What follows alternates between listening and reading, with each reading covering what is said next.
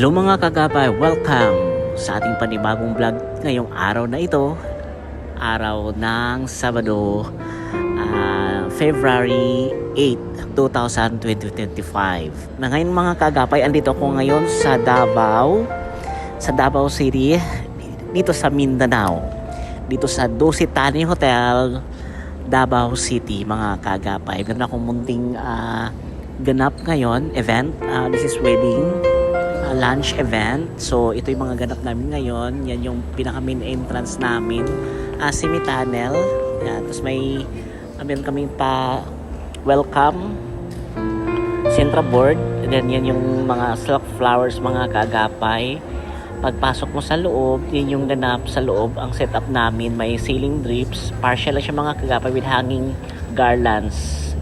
Yan, lahat po yan nasa loob is mga fake flowers, ay mga fake na leaves lang yan mga kaagapay. Meron tayong regular tables, round tables. Ayan yung mga small arrangement lang siya mga kaagapay. Combination ng white, purple, lilac, and blue. Yan ang color motif niya.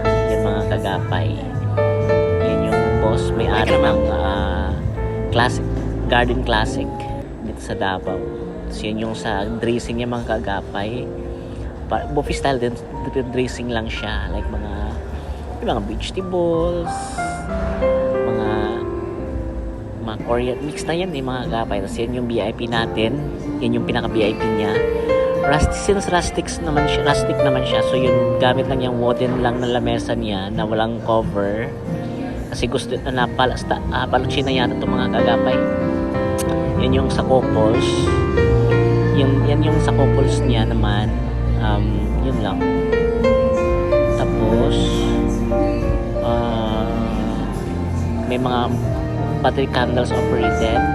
Lahat yan mga kandila kasi bawal na ngayon ng mga live na tunay na kandila mga kagapay. So lahat yan mga naka-fake lang siya.